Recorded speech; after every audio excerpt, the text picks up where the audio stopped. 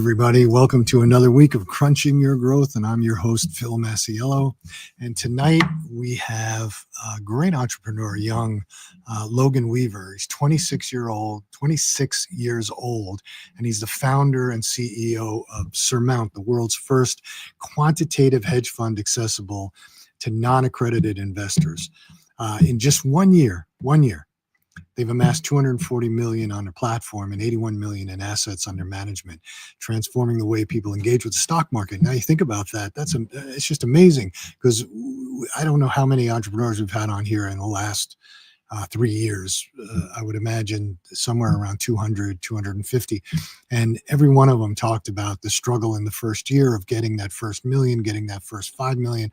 And, these guys have gotten 240 million trading on the platform and 81 million in assets under management, which is, it's an unbelievable feat to me. So they must be doing something right. We'll bring in Logan. We'll talk to him. We'll figure out what they're doing. We'll talk to him about his entrepreneurial journey, but it's definitely going to be a fun and exciting conversation. It's just, to me, the progress that they've made in just 1 year is not something we see every day. So I'm interested in hearing their story. So Logan, welcome. Thanks for coming on, and thanks for sharing with everybody about your entrepreneurial journey. Yeah, thanks for having me, Phil. Yeah, sure.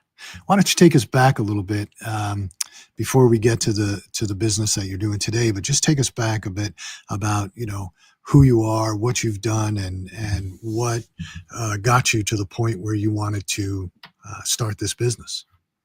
Yeah, sure. So, really just to rewind all the way, my grandfather was a CPA, CFA, and I'd always gone to a private mathematics school and had a lot of interest in math, kind of excelled in it. And when I was in the 6th grade, he thought that kind of that interest and just skill set could be applicable to the markets. So he got me started paper trading on Investopedia. And initially it was just kind of to teach me about the markets, kind of show me the ropes, so to speak. And I got really interested in it and stumbled into Investopedia. I think they still have it, but they used to have like these paper trading competitions where you could kind of just get X amount of time, compete against Y amount of people, and produce Z profit essentially. And that's what I kind of got hooked on, and that was a big kind of jumping board for me in terms of just learning about the markets. And then somewhere around like 8th grade or 9th grade, I stumbled into a Kevin Davey book about algorithmic trading. And that's when really everything just started to snowball quite a bit, because I had been kind of struggling with the emotional aspect. And this was a way where I saw kind of, I could apply more of a statistical lens as opposed to an emotional lens to approach the markets. And, got interested, started to have some success, and really Surmount started just as a way to kind of share my strategies with my friends and family that couldn't code and didn't really know much about the markets. And then it just kind of snowballed from there. Yeah, that's phenomenal. So you're 26 years old, so you must have started it in college, right out of college? Yep. So out of University of Maryland. Oh, you went to Maryland. Oh, that's good. Yep. Go Terps. Yeah. So how'd you get started? What drove you to start it? How'd you get started? And because it's quite a bit of an undertaking, setting up a trading platform. Yeah, absolutely. I had no idea how much of an undertaking it would be initially. So initially it was basically just Python backend. Nobody else had to really interface with it. It was just kind of helping people set up kind of manually. And then I was always involved in some sort of student managed investment fund at UMD. And it just seemed like it was a more common issue than I initially anticipated. So, kind of thought, let's, try to collect a bunch of data, clean it up, make it usable so other people can build models. And then, ended up building a front end around it. That way it was just a lot more easy to access for people that were a little bit less technical or just wanted to save some time.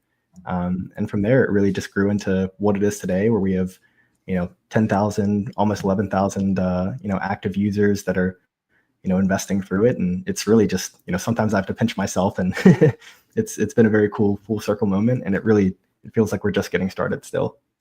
And who did the program? Who did the coding? You?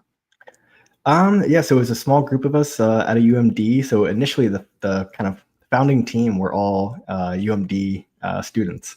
And, some went on to, work at Citadel, some went on to work at Capital One, some are still here today. So really the early days were just a lot of fun, just kind of scrapping together, seeing what we could build. And, really the first year and a half were so focused on that data, because without the data, you can't really you can't create any, trading models or investing models. Sure. So we're really interested on kind of building that data layer, then an execution layer to actually take that data and feed into something that can, act on your behalf. And then, the front end essentially. Where are you pulling the data from? All over. So we are part of 2 data unions, actually, which I had no idea were a thing. So we basically kind of co-share some already pre-cleaned data with a couple of other companies. We have our own proprietary data feeds. And then we also utilize a couple of third-party vendors, such as like Financial Modeling Prep and Polygon. Wow. Who knew? Out there. Yeah. So how did you get your 10,000, 11,000 users? Just by word of mouth?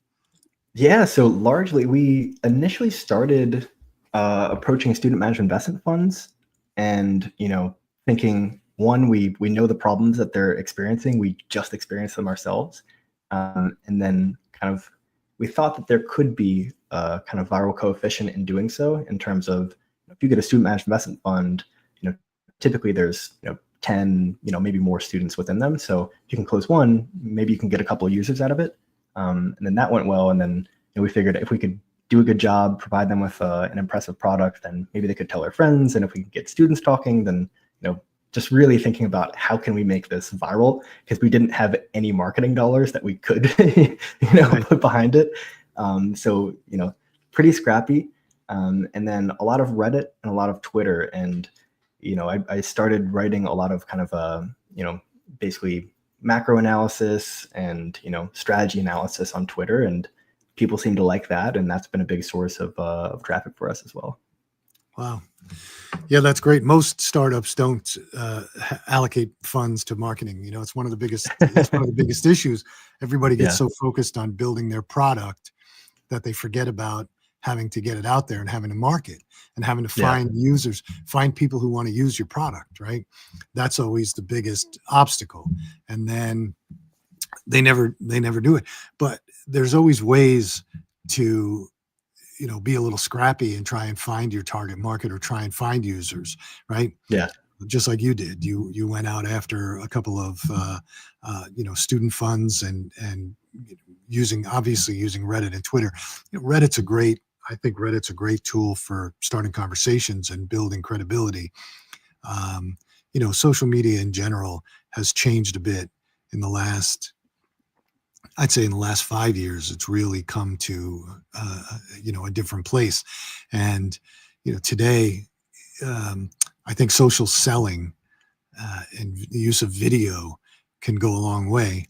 You're doing it on Twitter and you're doing it on Reddit, but there's obviously probably opportunities on TikTok and other places eventually, because there are so many people interested in it, and there's a lot of activity. Yeah, as long as TikTok doesn't get shut down, we'll see what happens here in 5 days. But regardless, we've always done some demos and whatnot in terms of just how to use the product, etc. But that is one thing that we'd like to lean into a bit more, is just that video content, because it really does seem so digestible for everybody these days.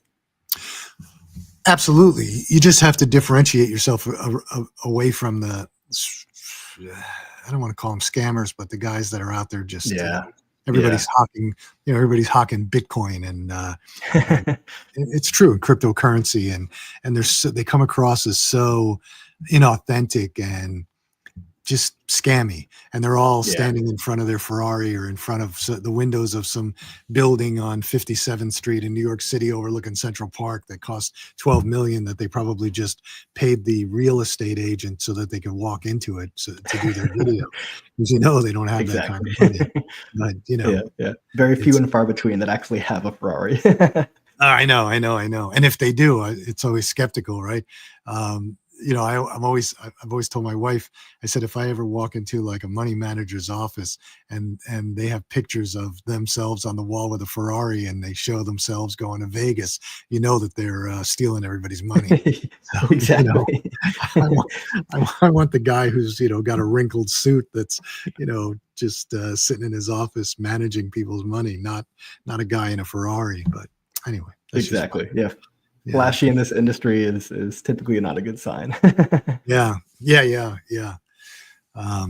So I would imagine you've got to be profitable at this point, right? You're taking Um, your model's probably working off fees of or a monthly subscription or we technically broke even about 3 weeks ago, but we're basically just piling more money into marketing dollars to continue to grow faster. yeah.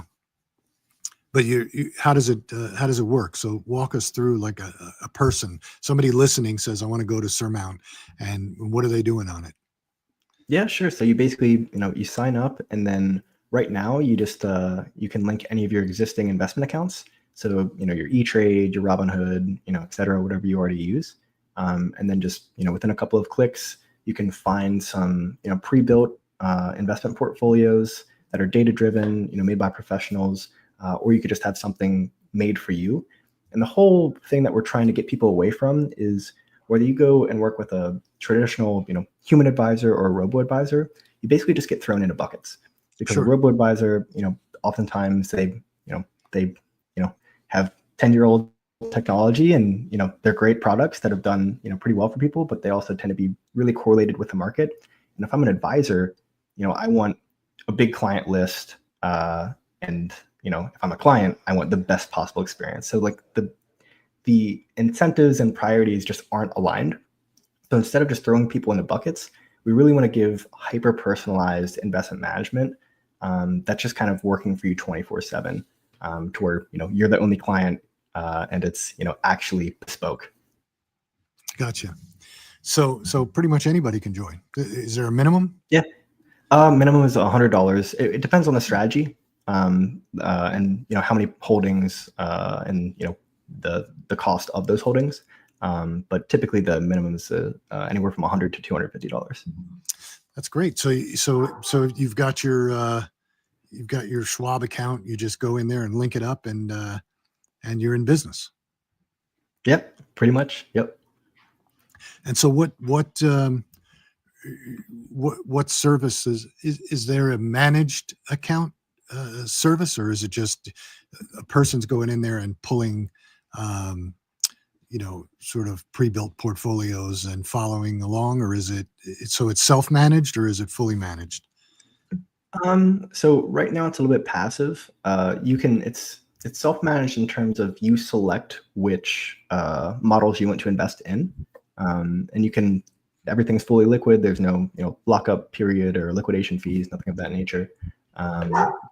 We are working on something of if somebody wants a human in the loop and something a little bit more kind of person to person, but right now everything is software driven. Yeah, that's great. I would imagine there's you've got some AI in there, some Oh yeah, everybody's a whole using, lot of it. everybody's using AI, right? So Exactly. so what kind of marketing are you going to do now to try and get more clients? I think really it's just trying to make the portfolios kind of the crown, as well as really highlight. We're starting to bring on more and more advisors and kind of retail investment companies, and they're sharing their ideas as well. And we're really excited about that trend in terms of just kind of moving part of the industry more towards less than 2% of the population are actually going to their parents' financial advisor. Everybody's moving towards like a software driven solution. So we'd really like to help some of the kind of legacy providers kind of meet new age clients essentially. So we're excited about that as well. Yeah, I don't think that the next generation, or even even my generation and down, is really not interested in that traditional financial advisor model. It doesn't Yeah. work. You walk into a guy, 1/3 bonds, 1/3 stock, 1/3 cash. You're going, wait, what is this, 1962? Exactly. And nobody gets a dopamine hit from, having to call somebody up after a quarterly report. Instant, if they want to, check on their portfolios, they don't want to have to wait. They don't want to, be unsure of, is this up to date? So, I think just kind of catching up with where consumers are at. Plus, it's also sort of fun to be able to manage it yourself or watch it yourself and get involved and start to think about it. And I also think that there's a trust factor today with, I would say that under 40, the under 40 investor that trusts sort of a self-managed system that they have more control over versus, going the traditional route of, having an investment fund or an investor involved in that, or a financial planner, because they feel like they have a little bit more control. And I think they feel like they're more savvy, which they probably are. And I'm judging only by my kids and their friends and what I see them doing with, but I do think that there needs to be a little bit more education about crypto, and not just people jumping on this crypto wagon, putting their money in blindly without understanding, what the factors are to drive it, Yeah. Like with stocks, you pretty much understand, what the factors are, and there's science and data behind it, and you can look at it and understand it and see what the triggers are to move it. But I think crypto is a little bit different. Yeah. Especially, there are some that, generate, actual revenue, like, Ethereum, Solana, but, I don't play a crypto expert on TV. I've been invested in it for, some years now, but at the same time, you can't be certain. It's a new asset class. We'll see what happens. Definitely don't put all of your eggs in that basket. No. So you're not a crypto king? You're not gonna set up a YouTube channel telling people how to do crypto? Definitely not. I mean, I have a lot of Solana and a lot of Ethereum, and I was just lucky to get in at the right time. I got into Bitcoin a little bit late and just happened to ride that wave. But we'll see. We'll see what happens. I tried to, I got freaked out after 2020, I think it was. I had a big drawdown in my crypto account. I was like, I don't want to do that again. So this most recent time I was up, a lot of money. So I actually took a lot of profit and I'm just kind of on the sidelines for the most part with crypto right now. Yeah, I never, for me, when I look at it, I think you've seen all these crypto exchanges just falling apart, and you see all the fraud that was involved with them and all the people that have stolen billions and billions of dollars. Yeah. I mean, what's almost all of them except for Coinbase. Yeah. And, look at Sam Bankman-Fried, and, he just destroyed his entire life. And, it's just not worth it, Yeah. But I agree not with at you. all. There are some that, you can get into, and they have some fundamentals behind them, and you can sort of play that game and ride it out and say, okay, I'll put some money here. But yeah, people just, putting so much money into it, it doesn't make sense. But the thing that kills me is, I don't know if there was a guy in England, I think, who had a hard drive on his computer. It's been 12 years. I know exactly what you're talking about. He's every few months, or at least every like bull cycle, you'll see him kind of pop out of the woods and him, try to sue the I guess his local government. At some point or another, you just have to admit, you threw the hard drive away. He wants to be able to go in and dig the landfill. That's what he wants. He wants to There's have no way the, he's ever finding that. no, There's no way. are you kidding me? They showed a picture of the landfill, and then they showed a truck in the landfill, a bulldozer in the landfill. Yeah, And I'm looking at the picture of it the looks like an bulldozer. ant. Yeah, and I'm thinking, Yeah. you're going to go and rip up this whole thing to find a hard drive that's probably, this big, and I don't think you're finding it, Yeah. But who I, who knows if that whole story is sort of true? I mean, who okay, you mined Bitcoin early on, and you've got it on a hard drive. Don't you think you would protect that hard drive a bit? I mean, don't you think, are you really going to say, well, I'm going to throw this computer away because, oh my God, I forgot that I have Bitcoin on there? I don't know. Yeah. I don't, I don't, I don't know. Or wouldn't you have it in a Dropbox or something a little bit more secure that you could access from anywhere, right? One would think, but I guess with that guy, that's going to be his biggest regret. I love that story. He says it's worth 325 million, I think, right now, that he's Yeah. thrown away. $325 million. That's just too funny to me. But yeah, I don't know. I think that and the other thing that we just touched on was TikTok. I don't think it's going to go away. I think that they're going to allow somebody to buy it, and somebody will buy it. Somebody in I read yesterday that Elon Musk is considering buy it. Yeah, but the Chinese said considering buying the Chinese said it's not a real story. They it. said Oh that no. they don't. How would the Justice Department allow that to happen? You're not going to. Yeah. I mean, it would be like Zuckerberg doing it. I don't think that's gonna. I don't think it's gonna happen. But I don't think Yeah. I think that they'll come to an agreement.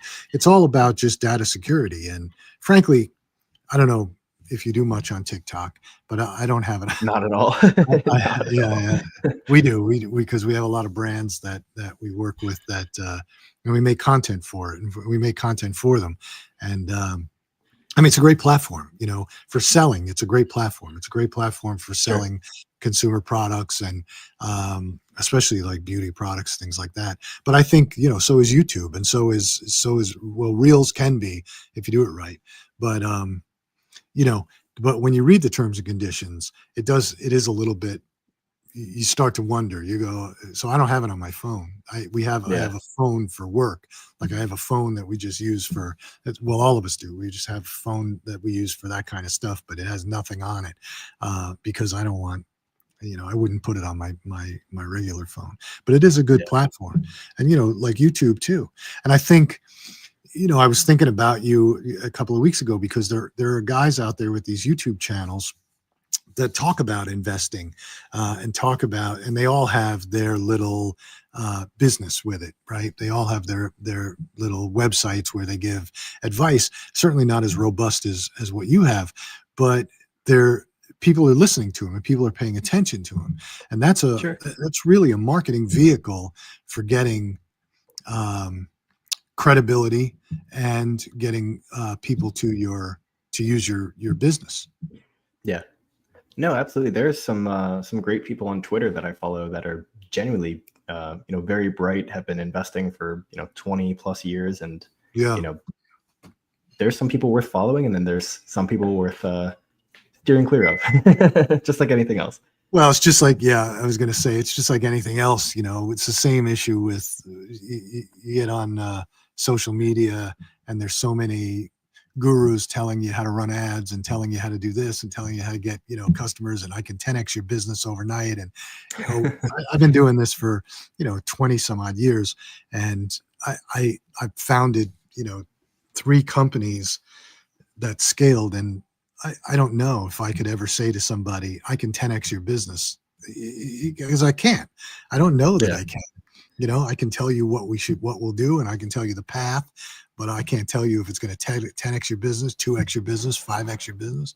I can, theoretical. So I do think that there's a lot of garbage out there, and I see because we do have to monitor social constantly because we run ads on it, and we have so many clients doing different things, and we do monitor it. But I do love I do love comments from people because they are so funny sometimes when they can sniff out bull BS, Oh and yeah. it's just fantastic to me because I love watching people go at it and with their comments, right?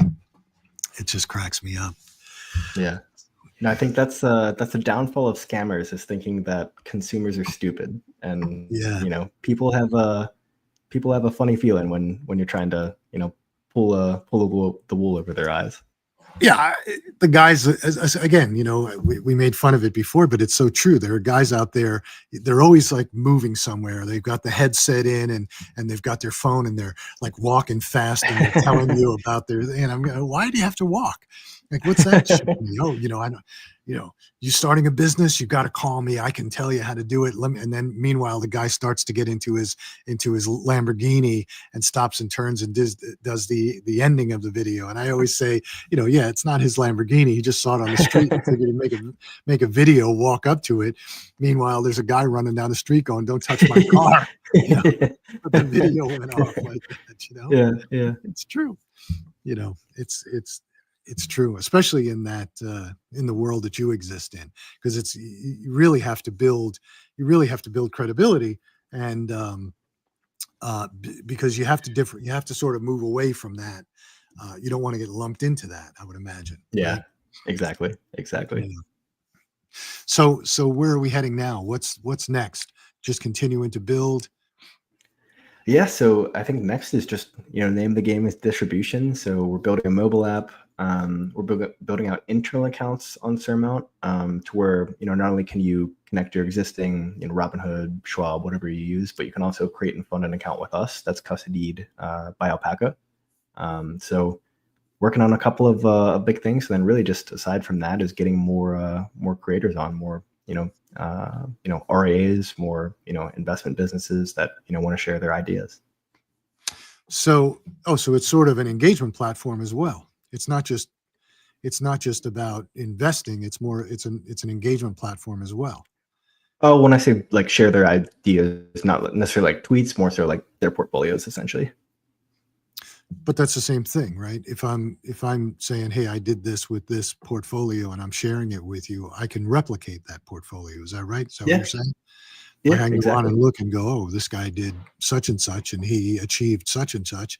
I'm going to replicate his portfolio. That's essentially engagement. I mean, it's Yep. essentially saying, I trust it's trustworthy, right? Yeah. So I can build so if I don't have a Schwab account, I don't have a Robinhood account, I can go on and I can actually set up an account with you. Not yet, but that's currently in development. It should be within the next 60 to maybe 80 days. Because you'd need a partner with that, wouldn't you? Because that would put you into Yep. banking, wouldn't it? Kind of. So we're a registered investment advisor and a turnkey asset management platform. And then we're not a broker dealer yet. We have plans to be. We're building on top of. There's a couple of like interactive brokers, Alpaca. There's a couple of like custodian as a business type companies that are broker dealers. And they essentially allow licensed companies like us that have some sort of traction to essentially build on top of them to support internal accounts. Oh, that's good. Yeah, that takes a bit away. Do you have to have insurance? Oh yeah, lots of insurance. I was gonna say, yeah, you would. I would imagine that, but you're not actually managing the accounts, which sort of protects you a bit, right? Because Kind of like people are actually doing it themselves, so it's up to them. essentially we never really say, okay, here's your portfolio, invest in this. We more so just provide them with the options and then information around the options. That way they can make the best educated choice around what is actually the best portfolio or set of portfolios for their risk appetite, etc. Yeah, and who would you say is your biggest competitor? Is there anybody out there doing exactly what you're doing? Kind of. We kind of have our eyes set on competing with like the wealth fronts and the betterments of the world. I think the robo advisors have I think they've started off and kind of laid the foundation, and we're trying to essentially, build on top of that and expand on top of that. Because again, just that level of personalization doesn't really exist anywhere that we've seen so far. So I think offering a similar type of service where it's easy, you don't have to be glued to your phone screen 24/7, making all the decisions yourself, but at the same time, having that level of truly bespoke investment management that can flex with you and really be personalized, and tailored to you. Yeah.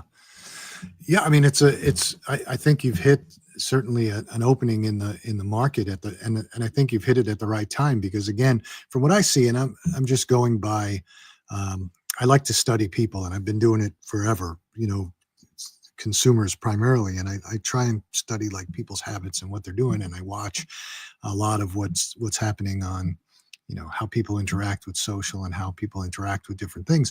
And I think that when I look at the generation that's under 40, they all want to invest. They all have the desire to do it. There's a tremendous amount of information out there, but there's also a tremendous amount of misinformation. So when you can come across, again, as a credible source and providing real data, I think it's huge.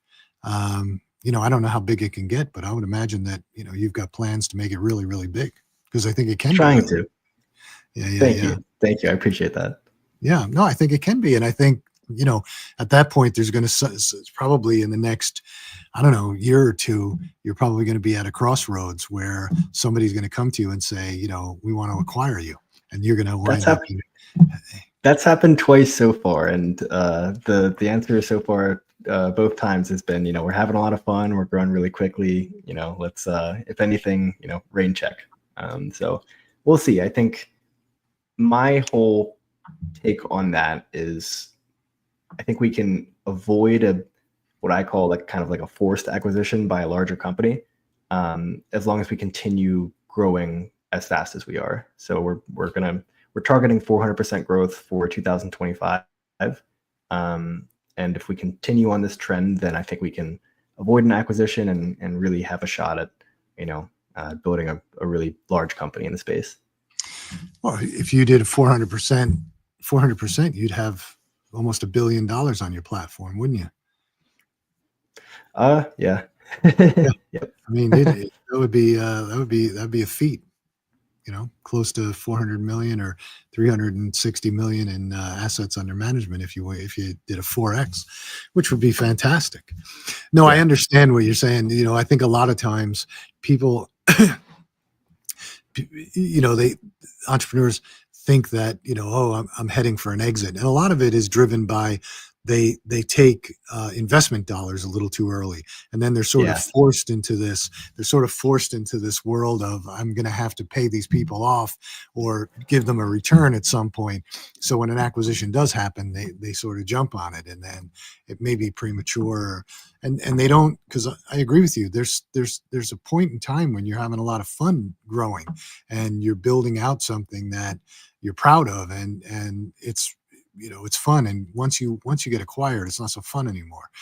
Exactly. Once you take in investment dollars, it's not so fun anymore. Once you start raising capital, things aren't as fun. It becomes more of a, you've got to start generating reports and reporting to people and reporting numbers every week and every month. And it becomes a little tedious, but I think if you can keep doing it on your own and just keep, generating, generating cash and keep, putting it back into the business and keep growing in different ways, it's probably going to be great.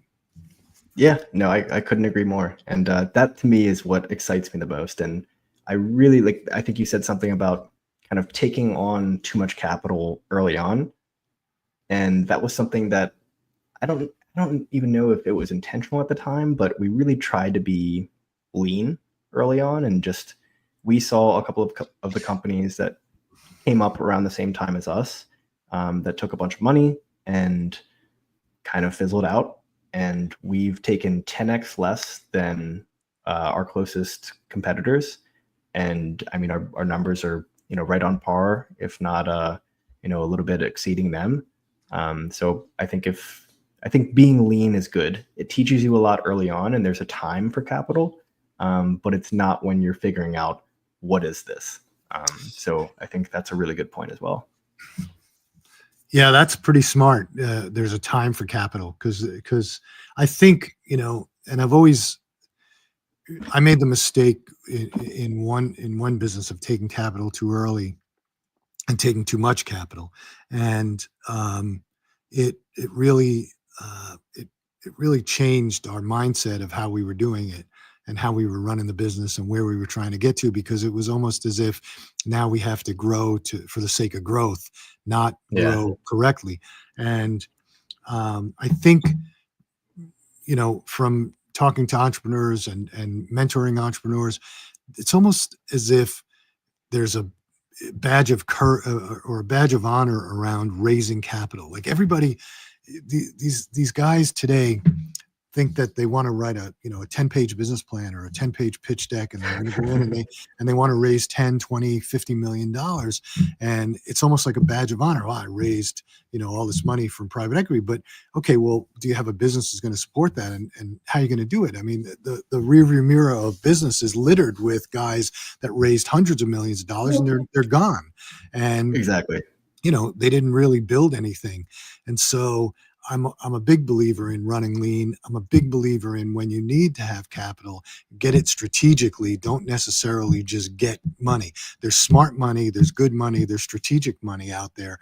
And that you want money from people that are going to help you grow, not money just for the sake of money, because money for the sake of money is expensive, and that winds up altering how you do things, right? You want Yeah. people that sort of believe in your mission and want to help you support your mission and your growth, strategically, right? And all money comes with strings.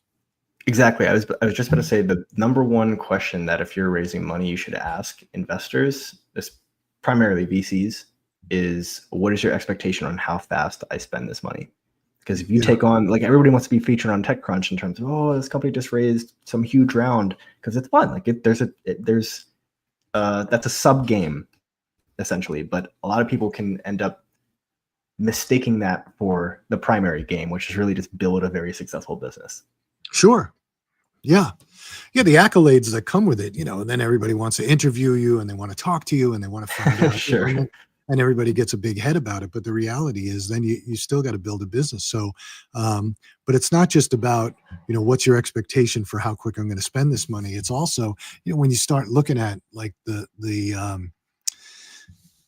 give you an example. When, we had a business about 20 years ago, and we took in a substantial amount of capital, like 11 million, and in an A round.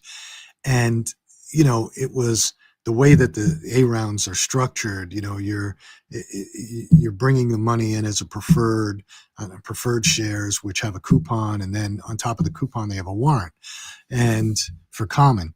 And then you go and you bust your chops and you go out there and you build your business, and then an event happens where you're going to sell it, and then you're sitting there signing all the documents, and you come to realize that you took in this 11 million, and the preferred got the 11 million back out, plus their percent of interest, plus 11 million's worth of common at the time, right? So it was just an expensive loan, and Yeah. very expensive loan. And I see it all the time where these guys go out, and I've had friends that started businesses and took on an A round, a B round, a C round, a D round, and they got to the point where you did it, and you wind up owning 5% of the company, and they can replace you at any time. Okay, we just put $100 million into your company, and we don't think that you're the guy that's going to be able to run it, so you're going to step aside. You're still going to be here, but you're going to be sort of an advisor to the new CEO. And I've seen that a million times, where the CEO does not have the vision, does not have the passion, does not know what the original founder knew. But the PE guys, the private equity, or even the VC guys, they feel more comfortable with, like, a seasoned CEO. And I just think that that's a fundamental problem with raising too much too soon. Yeah, no, I completely agree. I think the private equity model, I've said this before, kind of, it's like greed. It kills everything it touches. Yeah. one of my favorite entrepreneurs of all time, who like I look up to. He is brilliant. He's a third or fourth time entrepreneur, extremely successful, was running his business from an outside perspective beautifully, just got kicked out of his company. And when he announced it, I was like, oh my gosh, if this guy can get kicked out of his company, like nobody's safe. Yeah. Yeah. No, I've watched it happen. I've had it happen to me, and but I fought it and won, but it's not good. But I'll tell you that I learned after that, that, because the thing that really bothered me was we raised this money and there was nobody helping us. Like it was just, okay, now we're going to call every Friday and we want to know this and this and this. You're like, okay, we did a shaving business, and one of our partners was the second largest shaving company in the world, and they put money in, they invested, and they also were supplying our product. And it was great because, first of all, it was straight equity. There was no, preferred, none of that. But they were actually a resource to help us grow because they were strategic. We were in the shaving business. They were in the shaving business. We were attacking it in two different ways. They were interested in what we were doing. We were interested in what they understood about the consumer. And so it worked together and helped us, grow much more rapidly. And at the end of the day, everybody was happy and everybody was friends, and everybody still, it wound up leading to the start of Crunch Growth, actually, but that's a whole different story. But, and then when we, when I did a beauty brand, and our one of our biggest problems was always trying to find a stable manufacturer who really understood how to do what we needed. And when we found one, we wound up making them a partner because we needed it.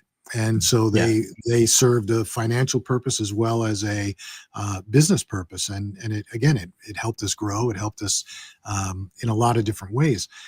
But I've also had it the other way, where we just took money for the sake of taking money from PE guys and VC guys, and it just, I don't know,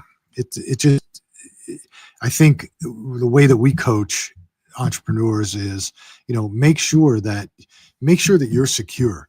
Build the business to the point where you're pretty much secure, that you want money to grow, but you don't need it. You can continue on your path. If you're growing, 100% a year, 200% a year, and that's fine, because they'll always come to you and say, oh, but, the competitors are going to raise, $200 million and they're going to step all over you. Go ahead, let them, because 9 times out of 10, those guys that raise 200 million or 300 million, they're going to fizzle out. They're going to make too many missteps because they get too much money and they start spending it on stupid things. So it's better to keep things lean and mean and just continue to grow to the point where, you can take the right money from the right people and give yourself that breathing room, not have to, you never want to raise money when you have to raise money. That's always a bad place to be. Yeah, exactly. Yeah. It's always a bad place to be, because then you're under a gun. Right. Yeah. Yeah. So, and it's almost like investors can smell it when you're in a good position where you're growing, where it's like, okay, invest if you want to, that you're sitting very good. You have all the leverage. And then, just like you said, bringing on the right strategics can change everything. I mean, I don't know how much I'm allowed to talk about this, but we brought on a strategic, and they opened a huge door for us that got us one of the biggest brokers in the world. And we're working on something to where hopefully in Q2 or Q3 of this year, we're actually going to be embedded within that broker, in terms of if you're interested in automating your investment account with data-driven portfolios. So that could be massive for us. And just like you said, bringing on the right investors can make your company 5 times bigger. That's what a good investor should do, as opposed to being somebody that you dread calling. Like, that's the worst thing in the world. If you have an investor that you don't want to interact with, then something's wrong. Well, it's not, it was never about interacting. It's just that you're not listening to the thing that used to frustrate me about, we used to have these calls once a week for a period of time. And it just bothered me that nobody cared about listening to what the business was doing. It was all about, just tell me this number, this number, this number, and this number. And you're going, okay, I fed you the numbers. Now what? Okay, have a nice day. You're like, nobody wants to talk about the business, right? Yeah. I'll tell you a funny story about money. this is the best. I had started these small stores in Washington D.C. and we started this website way back, and it was one of the first food meal sites on the internet, and that's how far back it goes. But I had built these stores, and so we back then it wasn't like today building a website. You basically built it from scratch. I mean, it was all hard coded. There was no Shopify, there was no WordPress, WooCommerce, none of that, Magento. And so it cost significant money, hundreds of thousands of dollars to build out a site. And so we sort of went a little bit misjudged our cash flow for doing it, and we got ourselves in a bind, and we were looking for capital. But at the same time, I wasn't going to let anybody know how bad it was, and we had met this group that was actually a grocery chain, but they were owned by an investment company, but it was a family-owned investment company, like a family office, and they came and visited us, and they said, we like it, we like what you guys are doing, we're going to put the CFO is going to, send these documents to the CFO. And we weren't looking for huge amounts of money. We needed a couple of million to finish out what we were doing. And I faxed the stuff, and I get a phone call and from these guys, and they were Southern. The guy says, Phil, now we were looking over your numbers, and I don't know if you guys understand this or not, but I don't think you're going to have enough money to make payroll next week. And I said, yeah, I know exactly where we're at. Well, do you have a plan? I said, right now I don't have a plan, but I will by the time we need to make payroll. I said, I've done it before. I'm not concerned about it. So he goes, well, we don't want you guys falling apart before we can get this deal done. So Dick's going to fax over something to you. Just sign it and send it back. So this fax comes through, and it's literally one paragraph that essentially says, we're going to float you a note for like $400,000 to get you through till we can get this deal done. Just sign here, right? Essentially, that's essentially what it said. And I'm looking at this and I'm reading it, and my partner at the time is looking over my shoulder, and he goes, what does it say? And I said, I think it just says sign this document and we're going to wire you some money. I said, but this can't be. So our attorney we were in DC, and our attorney was, not a couple of blocks away. So we called him up, said, we got to come over. So we run into his office, and I showed it to him. I said, what should I do? He looks at it, he reads it, he goes, sign it. I said, but what are the implications? I said, what happens if something happens? And, he goes, doesn't say. He said, there's nothing. He said, it just sign it. They're going to send you $400. So literally we signed it, and they did. And that's how we knew they were going to be a good partner, because they trusted us enough to just do that. And it was just one of the funniest things that's ever happened to me when it comes to money, because nobody does that. And I said, like a year later, I was talking to the guy, and I said, that was just one of the biggest things. I don't understand, how you could just do that. And he looks at me, he says, Phil, he goes, we're a $9.7 billion a year company. $400,000. That's an accounting error. I was like, oh, okay, I get it now. I said, I get it now. Now I get it. But anyway, it was just that's a good spot to be in on both sides. Yeah. But it was fun. I mean, that was a fun time, and it was they turned out to be great partners with us. But so we're pretty much out of time. We got a couple minutes left. Any parting words, entrepreneurs, anything you want to talk about that, sort of inspiring story, inspiring quick anecdote, anything about, I don't know that I have anything inspiring, but one of the biggest things that I learned from Ryan Cooter, our managing director at Techstars, he said, he gave the two lessons. He said, if you take anything away from my Techstars cohort, build and maintain your network and write a consistent update. So I've written a weekly update. I know most people don't do weekly updates, but for the past 2 years, I've done a weekly update that's just sent out to, a couple hundred of the world's or the US, VCs and angels. That's been amazing. A lot of the money that we've raised has come out of those updates. And anytime, we're raising, I kind of just say, hey, by this date, let me know if you're in. That's been phenomenal, because even when you don't have a whole lot to report on, just that consistency of week after week after week, every Friday at 1:30 p.m. Eastern time, without fail, you can set an alarm to our updates of, here's where our AUM's at, here's where, our numbers are at, here's any significant updates. And, that's been great. It's been great to, maintain that network, first of all. And it's also been great just to kind of be top of mind at any given moment. So that would be, if I have any advice to give, it would be, maintain your network and write a consistent update. And then also, it's just like, from some of the things that I did wrong, it's just launch something quickly, get it in front of people to get feedback, and iterate based off of users' feedback. Don't build something shiny. Don't be a feature shop, but really be in touch with who you're trying to build for, and make sure that you're building something that can be genuinely valuable to them. And if not, then scrap it and make sure and redo it until it is. And really, it seems like the same advice that everybody gives, but there's a reason why everybody says the same stuff. It works. So I would say we still got a long way to go, but those are a couple of things that helped us get to this point. Yeah, I like that. Do you know who Vern Harnish is, by any chance? You ever heard of Vern Harnish? Dreamly, did he write Scaling Up and Rockefeller Habits? Yeah. Yep. Yeah, Vern's a friend of mine. He was on 2 weeks ago, and he says he says the same thing about keeping your network informed, and keeping in touch with your network always. He's a great guy. Yeah, Scaling Up, and but we had a long talk about that. But the other thing I love that you said, because I'm a big advocate of it, too many times, people launching anything, I don't care if it's a consumer product, a SaaS product, I don't care what it is, everybody always wants to make it perfect before they launch it. It's never perfect. It's never going to be perfect. And you don't want it to be perfect, because you can't learn from perfect.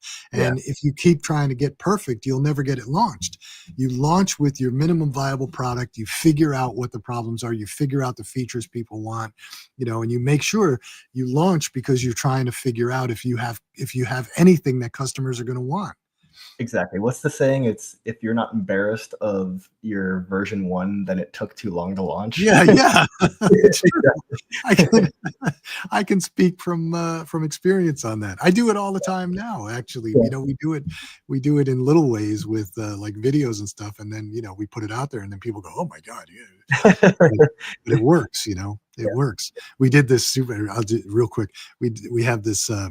This new product that we're launching, and it's a roller razor, and we did a couple of quick just videos of people going like this with the rolling, and the rawhide, and people, like the people we showed it to, and the company hated it, but we put it out on social media anyway, and it got huge amounts of views and huge amount. And I said, look, you build off this now, because sometimes people don't know what they're looking at, Yeah. So anyway, but yeah, it was great. It was great having you. Much success. I'm really impressed with the success you've had so far. And, like I said, we haven't had many people on here who can say they got, scaled as much as you did in a short period of time. So, really great job.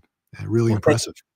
Thank you very much. It's a team effort. We've got, great team, great advisors, great investors, and great users. So we have, we've got a clover somewhere around us, and really just looking to continue making hay while the sun shines, and hoping we can do what we really want to do. Yeah, great progress. You should be proud of yourselves for it. Pleasure having you on. Thanks for taking the time. And people can, what is it? Surmount.ai? Yep, it's Surmount.ai, and then also socials are Surmount Invest. And I'm sorry, Surmount Invest?